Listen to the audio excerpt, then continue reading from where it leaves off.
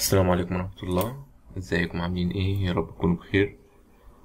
كتير كلموني يعني في التعليقات بتاعة القناة وفي على الخاص وعلى على الفيسبوك. كلهم بيسألوا عن جربر 14، اللي عنده مشكلة واللي مش عارف يثبت حاجة واللي التعشيق واقف معاه.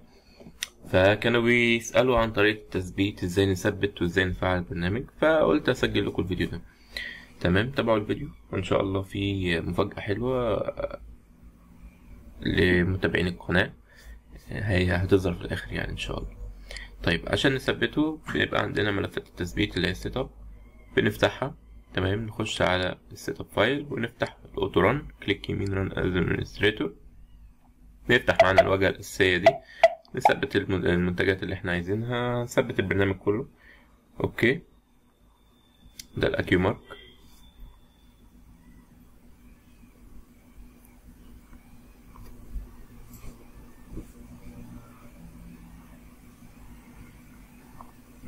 نيكست على التسطيب الطبيعي اكنه جربر 10 يعني بس. تمام،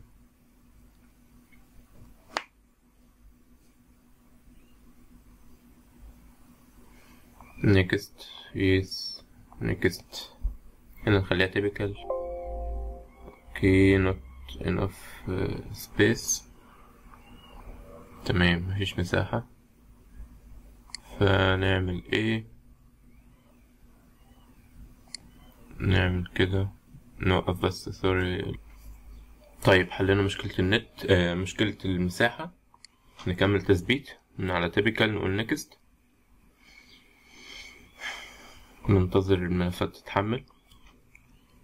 ان شاء الله نثبت الاكيو مارك والاكيو بلان والاكيو سكان والاكيو نست، برنامج كامل يعني. هنثبته ونشوف ازاي هنفعله ونشغل البرنامج. اهم حاجة عشان تكونوا واخدين بالكم ان التفعيل المرتبط في النسخ الكراك بيبقى مرتبط باليوزر نيم بتاع الجهاز. يعني نخش على settings وبعد كده نخش على system وبعد السيستم نخش على about. هنا الديفايس نيم، هنا الديفايس نيم ده لازم حضرتك تحتفظ بيه، لان هو سواء في النسخة دي او النسخة التانية هو بيبقى الكراك مرتبط بالاسم ده بشكل اساسي. لو اتغير الكراك يعتبر بيقف. تمام، ادينا مستنيين نشوف النسخة تخلص امتى.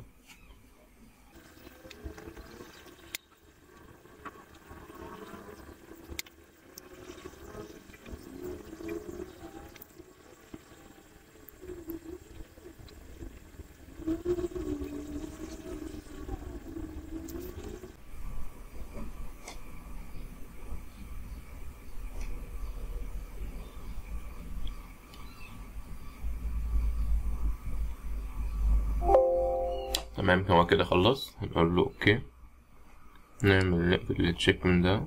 الحاجات اللي هو ايه الجديد في النسخة دي. طبعا نسخة 16 و 17 موجودين وغنيين عن التعريف يعني.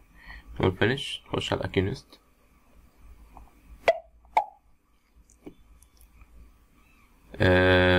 من اول 14 في كوب ميتر بتاع نستر 7 لو حد محتاجه، بينزل شكل تلقائي يعني معاه.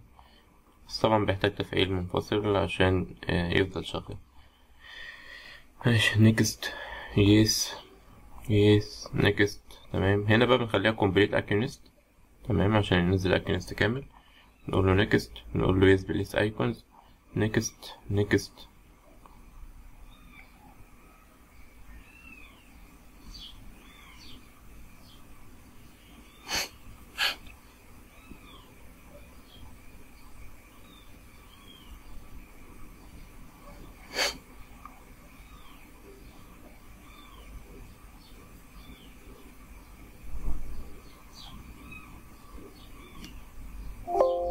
تمام، الاكيونست خلص. نقول له اوكي، نقول له نو، ونقول له فينش. هنخش على الاكيو بلان، نقول له بروسيس. تمام، نقول له انستول. لو اخدتوا بالكم هو البرنامج لما بيتسطب بينزل بشكل اوتوماتيك على ديسكتوب، ويبقى ليه فلترات في الستارت يعني. نقول له next yes next. طبعا تخليها typical ونقول له next.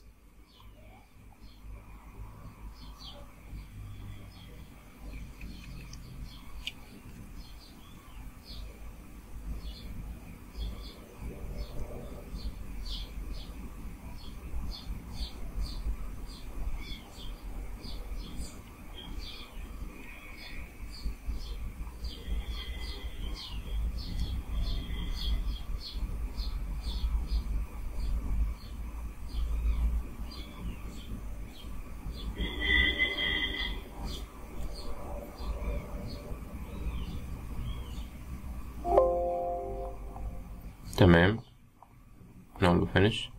طيب نقفل ده كده ونخش على ملفات السيت اب تاني. لا سوري، ده ملفات الناس. ماشي، نخش على اكيو مارك، واخر حاجة اللي هي الاكيو سكان. ماشي، نقول له سيت اب انستول.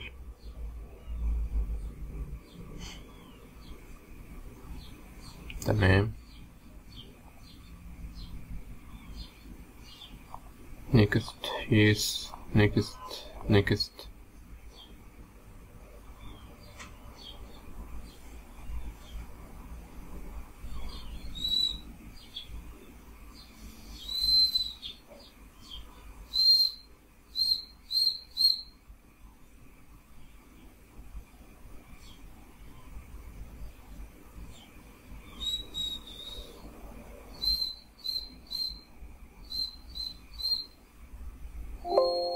تمام، هو كده خلص الاكيو سكان. هنقفل دي ونقول له فينيش. طيب خلصنا التثبيت. ننظم بس الحاجة، كليك يمين شورت باي نيم. تمام، عشان الحاجة تكون متنظمة. تمام، ثانية واحدة.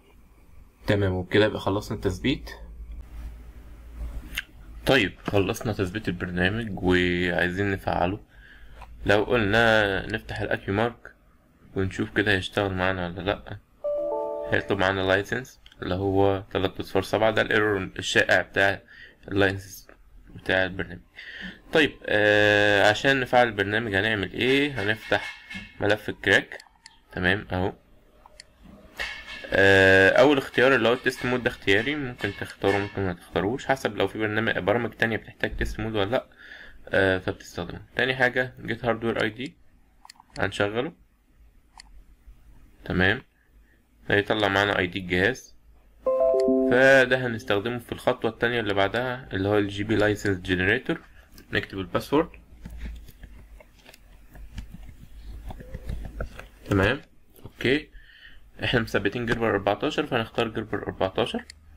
تمام، ونختار كوبي من هنا ونقول له بيست هنا. اوكي، نقول له جنريت. الملف نزل هنا على الديسكتوب، مش محتاجين ده تاني. وهنشغل الملف ده كمان شوية. تالت خطوة اللي هو الجي بي 14 كراك، ونقول له رن. هيفتح معانا واجهة لطيفة لذيذة. طالب هنا باسورد، هنضيف الباسورد.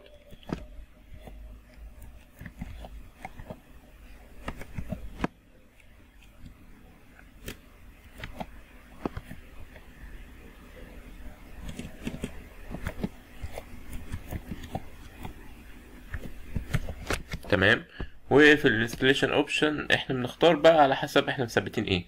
اكيو مارك بس، اكيو نست بس، اكيو بلان، اكيو سكان. فانا حالتي ان مثبت كله، فاقول له سيلكت اول. تمام، ونقول له جو. لو الباسورد صح هيكمل معاك. نقول له انستول فايل سكسسفولي. فاحنا كده تمام.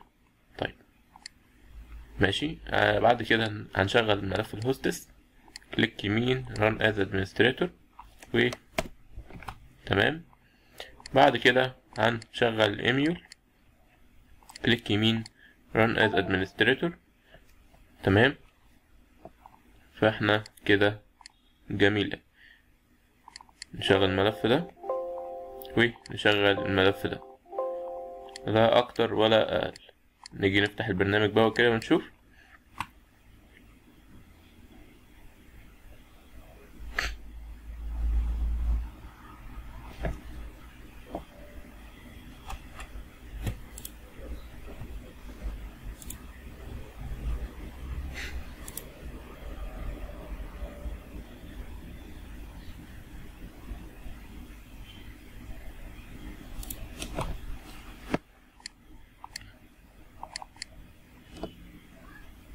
تمام، فتح معانا برنامج الاكيومارك اهو.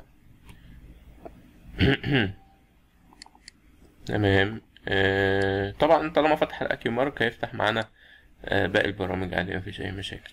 اكيونست، اكي سكان، باترن ديزاين، لو عايزين باترن ديزاين نفتحه.